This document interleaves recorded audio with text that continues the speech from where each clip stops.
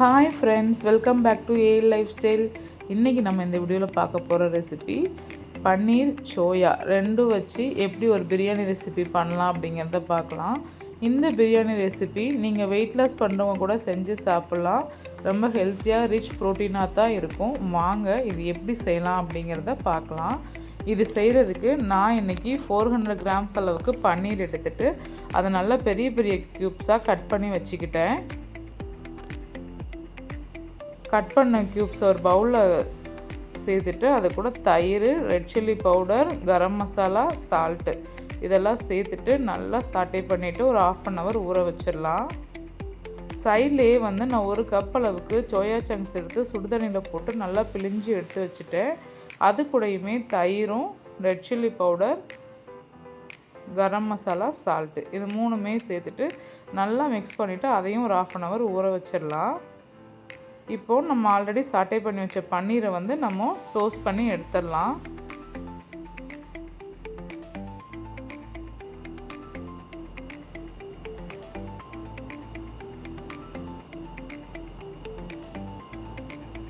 எடுத்துகிட்டு இப்போ பிரியாணி செய்ய ஆரம்பிக்கலாம். அடுப்பில் பெரிய பிரியாணி செய்யறதுக்கு ஒரு பாத்திரம் வச்சுருக்கேன்.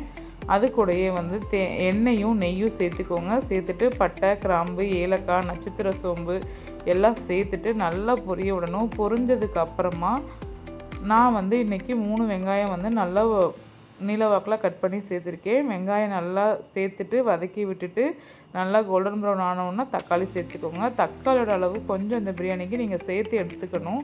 என்ன ரீசன் அப்படின்னா இதில் சோயா சங்க்ஸ் போடணும் இல்லையா, அது நல்லா அந்த தக்காளியில் இருக்கிற புளிப்பை அப்சர்வ் பண்ணும். அதனால நீங்கள் தக்காளி கொஞ்சம் சேர்த்து எடுத்துக்கோங்க. இது கூடயே 2 டேபிள் ஸ்பூன் அளவுக்கு இஞ்சி பூண்டு பேஸ்ட் சேர்த்துட்டு நல்லா மிக்ஸ் பண்ணிவிட்டு இப்போது 3 ஸ்பூன் அளவுக்கு நான் மிளகாத்தூள் சேர்த்துருக்கேன். நீங்கள் உங்கள் மிளகாத்தூள் எந்த காரமோ அதை பார்த்து சேர்த்துக்கோங்க.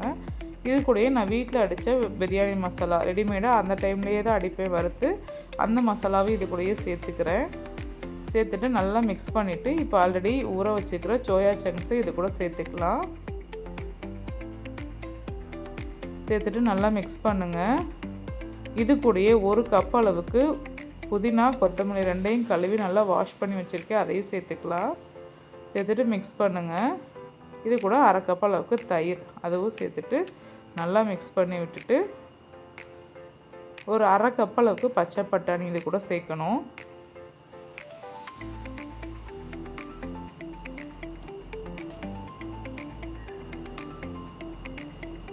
சேர்த்துட்டு நல்லா மிக்ஸ் பண்ணிவிட்டு மூடி போட்டு ஒரு 10 நிமிஷம் சிம்மில் வச்சிங்க அப்படின்னா இந்த மசாலா கூட இந்த சோயா சங்க்ஸ், பட்டாணி எல்லாம் நல்லா வெந்து வந்துடும். இந்த ஸ்டேஜில் எவ்வளோ அரிசி எடுத்துருக்கோமோ அதுக்கு தேவையான அளவு தண்ணி சேர்த்துக்கலாம். நான் ஒரு டம்ளர் ரைஸுக்கு 1.5 டம்ளர் அளவுக்கு தண்ணி எடுத்திருக்கேன். பாஸ்மதி ரைஸ் தான் எடுத்திருக்கேன், அதுக்கு இந்த மாதிரி தான் எடுத்திருக்கேன் தண்ணி. இப்போ தண்ணி நல்லா கொதித்து வரும்போது இந்த பிரியாணிக்கு தேவையான உப்பு சேர்த்துட்டு அது கூடயே ஊற வச்ச அரிசியை சேர்த்துட்டு நல்லா மிக்ஸ் பண்ணுங்கள். மிக்ஸ் பண்ணிவிட்டு நம்ம எடுத்து வச்ச பன்னீர் டோஸ்ட் பண்ணி வச்சுருக்கோம் இல்லையா, அதுக்கு இது கூட இந்த டைமில் தான் சேர்க்கணும். பன்னீரை ஃபஸ்ட்டு சேர்த்துறாதீங்க, இந்த டைமில் சேர்த்துக்கோங்க. சேர்த்துட்டு நல்லா கலந்துட்டு ஒரு மூடி போட்டுட்டு ஒரு 10 நிமிஷம் விட்டீங்க அப்படின்னா இந்த மாதிரி தண்ணியெல்லாம் அப்சர்வ் ஆகி இந்த மாதிரி நல்லா வெந்து வந்துடும் ரைஸு. இந்த மாதிரி தளன்னு இருக்கு இல்லையா, இந்த ஸ்டேஜ் கரெக்டாக இருக்கும். இப்போ நீங்கள் மூடி போட்டுட்டு தம் போட்டுடலாம். நம்ம தம் போட்டு ஒரு 20 மினிட்ஸ் கழித்து பார்க்கலாம் எப்படி ரைஸ் ரெடியாக இருக்குதுன்னு பார்க்கலாம்.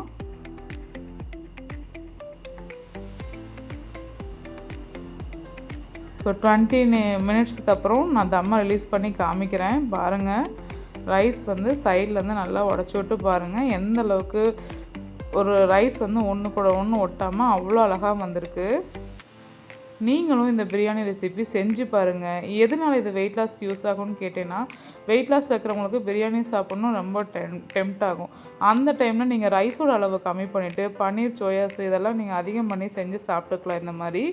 இந்த மாதிரி பிரியாணி ரெசிபி உங்களுக்கு பிடிச்சிருந்தா வீடியோக்கு ஒரு லைக் பண்ணுங்கள், ஷேர் பண்ணுங்கள், சேனலுக்கு சப்ஸ்கிரைப் பண்ணுங்கள். செஞ்சு பாருங்கள், குழந்தைங்களுக்குமே இந்த ரெசிபி ரொம்ப பிடிக்கும். Happy cooking, healthy cooking.